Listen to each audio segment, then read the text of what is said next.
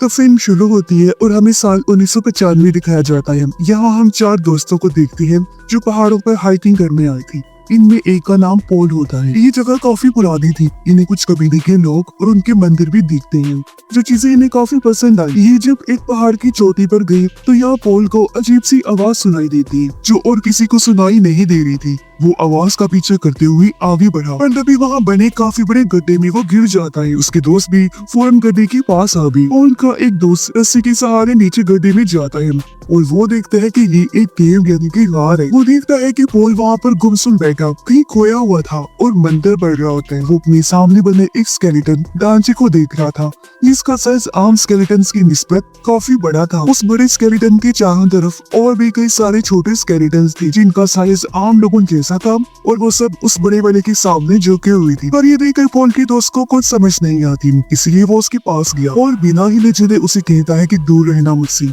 अगर तुमने मुझे छुआ तो तुम लोग मारे जाओगे। पर उसका दोस्त इस बात को नजरअंदाज करके पॉल को अपने कंधे पर उठाकर बाहर ले आते हैं। इन्हें सामने एक लकड़ी का बना हुआ घर दिखाई दिया, जिसके अंदर ये पॉल को ले आते हैं। यहाँ बर्फ पड़ना शुरू हो गई थी, इनके चारों लोग अब यहाँ से नहीं निकल सकती थी। अब पॉल के पास अपनी एक दोस्त को छोड़कर 2 दोस्त बाहर जाते हैं खाने का इंतजाम करने के लिए। पॉल अभी भी अपने होश में नहीं था। पॉल की दोस्त देखते हैं कि उसने हाथ में म्यूजिक बजाने वाला इंस्ट्रूमेंट पकड़ा हुआ है, जिसे उसकी दोस्त लेकर बजाने लगती है। कुछ देर बाद जब वो बाहर आई तो उसे बस में अजीब सा काला साया दिखाई देता है, जो उसकी तरफ ही बढ़ रहा था। उसकी दोस्त अपनी जान बचाने के लिए वापस घर के अंदर आ गई और दरवाजे को बंद कर देती है। वो साया इनके घर तक आकर दरवाजे पर दस्तक भी करता है, जिससे वो काफी डर जाती है, मगर कुछ देर बाद वो चला गया। अब जब इनके दोस्त आए तो पॉल की वो दोस्त इन्हें बता देती है कि मैंने बाहर किसी डरावने साए को देखा, और दोनों कहती है कि बाहर तो कोई भी नहीं है, लेकिन वो अभी भी काफी डरी और बौखलाई हुई थी। अब ऐसे यहाँ इनका दूसरा दिन हो जाता है।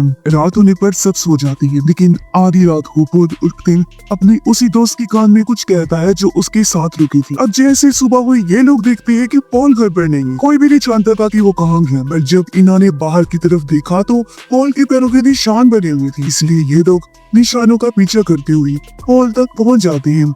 जो टान के किनारे पर बैठा हुआ था, उसके हाथ में वो एक म्यूजिकल इंस्ट्रूमेंट था जिसे वो बजा रहा होता है। पॉल का दोस्त उस पर गुस्सा करने लगता है कि तुम क्यों हमें बिना बताए आ गई, जानते हो हम तुम्हारे लिए कितना परेशान हो गई थी। लेकिन पॉल कोई जवाब नहीं देता, बल्कि मंत्र पढ़ने लगता है। अब ऐसा होता है उसकी वही दोस्त जिसके कानों में उसने कुछ कहा था, वो अपना कंट्रोल खो देती है। वो अपने दोनों दोस्तों पर हमला करके उन्हें मार देती है। वो फिर पॉल को गौर से देखने लगी। पॉल भी उसी की तरफ देख रहा था, जिसके बाद उसकी वो दोस्त अपने भी जान ले लेती है। ऐसा लग रहा था जैसे इन तीनों को पॉल ने ही मारा हो अपने कंट्रोल में करके। इसके बाद कहानी 23 साल आगे बढ़ती है और हम 2018 में आ जाते हैं। यहाँ हम जेम्स नाम के एक आदमी को देखते हैं, जिसकी वाइफ और बेटे की कार एक्सीडेंट में हाल ही में मौत हो गई। इस वजह से वो अकेला पड़ गया था। वो एक सिक्योरिटी शॉप को चलाते हैं और अपनी फैमिली को बहुत याद करता है, उनके गम से नहीं उभर रहा होता। अब जेम्स एक होटल में जाता है, जहाँ वो अपने बर्थडे का कूपन दिखाता है। अब हालांकि आज उसकी बर्थडे भी नहीं थी, कूपन पर 3 दिन पहले की डेट लिखी हुई थी, लेकिन फिर भी होटल वाले उसका कूपन कबूल करके उसे मुफ्त में खाना देती। इसके बाद जेम्स जब घर आया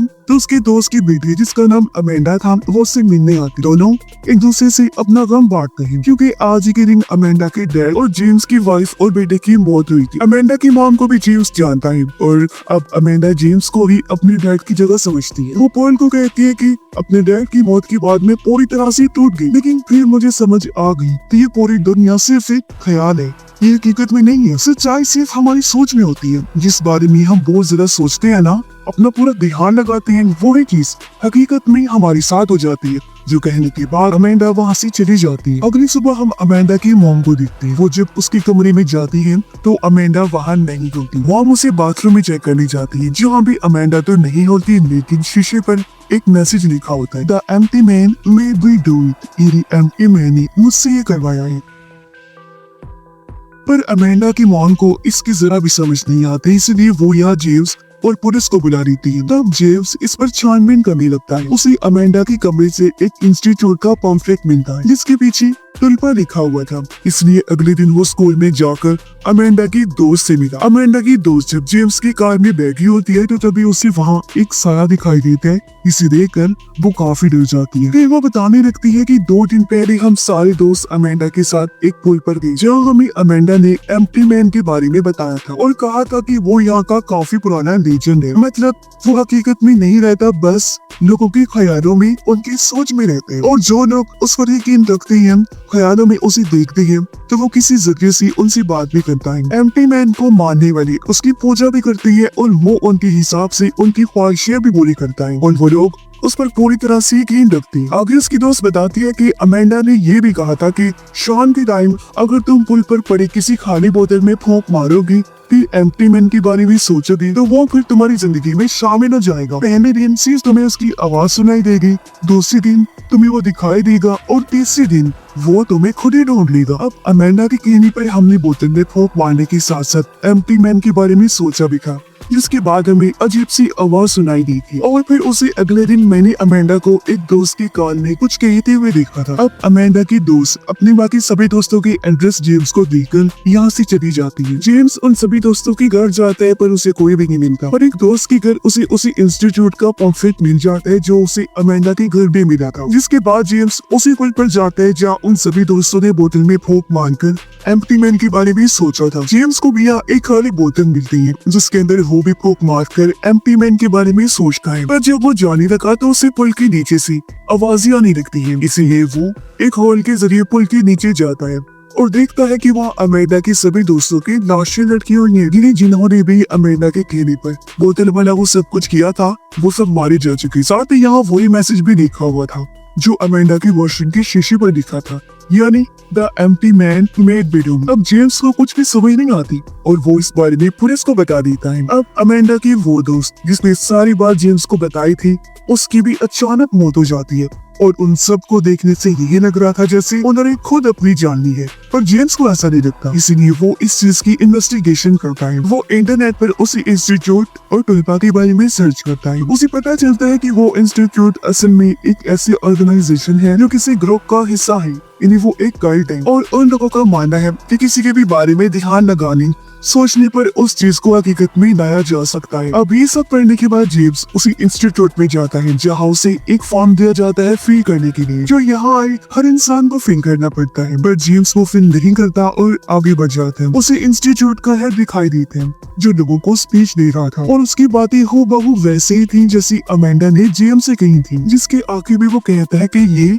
एम्प्टी मैन का मैसेज है, यानी कि वो भी एम्प्टी मैन का ही मानने वाला था। स्पीच खत्म होने के बाद जेम्स हेड से मिला और उससे एम्प्टी मैन के बारे में पूछता है। हेड बताता है कि वो एक तरह की पावर है, ताकत है, और एम्प्टी मैन अपनी मानने वालों की ख्वाहिशें तब तक पूरी करते रहता है जब तक वो उस पर पूरी तरह से यकीन रखते हो। अब जेम्स इन बातों पर ध्यान ना देकर अमेंडा को ढूंढने पर तवज्जो देता है क्योंकि उसका अभी तक कुछ भी पता नहीं चला था। वो एक लड़की से अमेंडा के बारे में पूछता है लेकिन वो भी कोई जानकारी नहीं दे पाता उसके बारे में। इसके बाद जेम्स इस पूरी जगह पर उसे ढूंढने लगा। उसे एक जगह पर कुछ लोग बैठे हुए नजर आए जो एक काले कागज की तरफ बड़े गौर से देख रहे थे, साथ साथ वो रिकॉर्डिंग्स भी सुन रहे थे, पर जेम्स को कुछ समझ नहीं आती कि ये सब कर क्या रहे हैं। वो भी एक ऐसी कमरे में गया जहाँ बहुत सारे लोग कुर्सियों पर बैठे हुए थे और वो एम्प्टी मैन को बुला रहे होते हैं, लेकिन इस जगह से जेम्स को बाहर निकाल दिया जाता है। अब यहाँ जेम्स को वही लड़का मिला जिससे कुछ देर पहले उसने अमेंडा के बारे में पूछा था। तो अब वो बताता है कि अमेंडा को ट्रेनिंग के लिए एक दूसरे कैंपस में भेज दिया गया है जो जंगल में है, और अगर तुम उसे ढूंढना चाहते हो तो वहाँ चले जाओ, और वैसे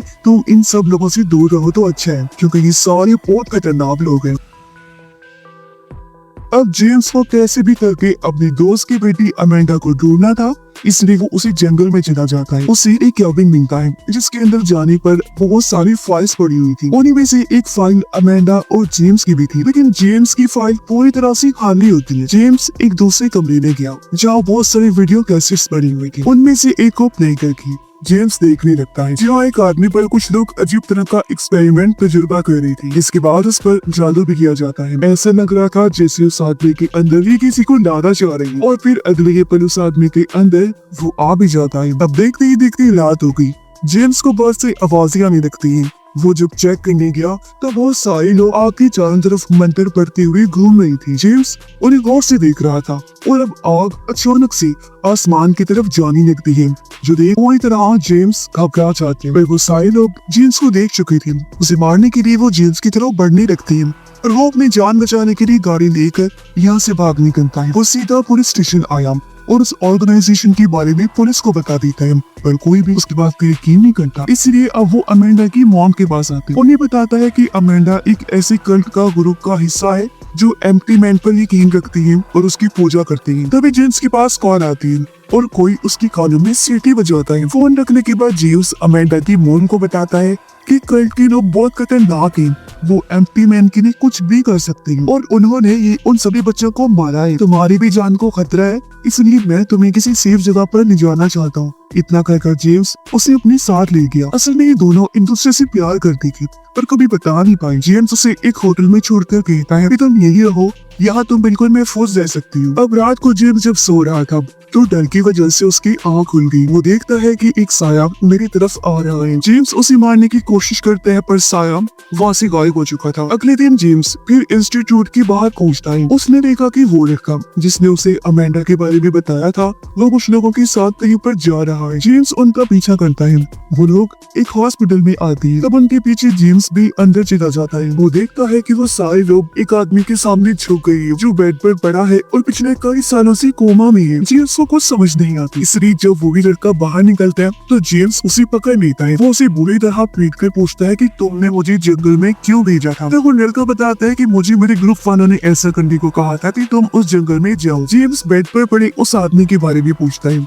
तब वो लड़का बताता है कि एम्प्टी मैन उस आदमी के जरिए हमसे बात करता है, पर जेम्स को कुछ समझ नहीं आती। इसलिए वो अगले दिन दोबारा इंस्टीट्यूट आया। वो उस जगह पर जाता है जहाँ सारी फाइल्स रखी हुई थी। उसे वहाँ 14 नंबर की फाइल मिलती है जो सबसे अलग पड़ी थी। और अब जैसे जेम्स इस फाइल को खोलता है तो वो पूरी तरह से हैरान रह जाता है, क्योंकि ये और किसी की नहीं बल्कि जेम्स की ही फाइल थी जिसमें उसकी फैमिली के बारे में सारी जानकारी थी और उसका वही बर्थडे वाला कूपन भी था जो 3 दिन पहले उसने इस्तेमाल किया था फ्री का खाना खाने के लिए। जेम्स की तस्वीर में थी जो देखकर वो पूरी तरह से हैरान रह गया, लेकिन ये सब उसकी समझ से बाहर था। इसलिए वो दोबारा उसी हॉस्पिटल में आता है। वो उस कोमा वाले आदमी को गौर से देखता है, फिर रिसेप्शन पर जाकर लेडी से पूछता है कि वो आदमी कौन है। वो औरत कहती है कि मुझे नहीं पता वो कौन है, वो पिछले 23 सालों से कोमा में पड़ा है। और अब जब जेम्स उस आदमी के कमरे में जाता है तो वो देखता है कि अब यहाँ पर अमेंडा भी है जो उस आदमी की देखभाल कर रही थी। जेम्स उससे पूछता है ये आदमी कौन है। अमेंडा बताती है कि एम्प्टी मैन अपने लिए 500 सालों में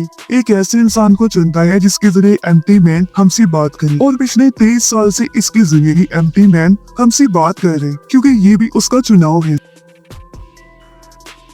इस आदमी को 23 साल पहले एम्प्टी मैन ने पोजेस्ट करके अपने कंट्रोल में किया था और बस तब से यही हमारी एम्प्टी मैन के साथ कम्युनिकेशन का जरिया है। जेम्स अब अमेंडा की मॉम को कॉल करता है पर हेरन वो उसे पहचानने से इनकार कर देती है। अब हमें पता चलता है कि ये कोमा वाला आदमी दरअसल और कोई नहीं बल्कि पोल है, जिसे हमने मूवी की शुरुआत में देखा था, जो अपने 3 दोस्तों के साथ हाइकिंग पर आया था। आगे अमेंडा जेम्स को बताती है कि अब इसका जिस्म पूरी तरह से कमजोर हो चुका है, इसलिए अब हमें एम्प्टी मैन के लिए नए जिस्म की जरूरत है, यानी एक नए होस्ट की, जिसके अंदर वो रहकर अपने चाहने वालों से बात करे, उनकी ख्वाहिशें पूरी करें, जिसके हम पूजा करें। और हाँ, उसके नए जिस्म के लिए जेम्स हमने तुम्हें चुना। तुम्हारे दिमाग में जो तुम्हारी यादें हैं, जो तुम सोचते हो, वो हकीकत में नहीं है बल्कि पूरी तरह से मनगढ़ंत है, क्योंकि उन यादों को खुद हमने तुम्हारे लिए बनाया है। असली जिंदगी में तुम्हारे साथ कभी भी कुछ ऐसा नहीं हुआ, क्योंकि तुम्हारी ये जिंदगी भी तो हमने ही बनाई। यूं कह दो कि तुम्हारे जेम्स कैरेक्टर को पूरी तरह से हमने बनाया है एम्प्टी मैन के लिए। इसीलिए तो मेरी मॉम ने तुम्हें नहीं पहचाना,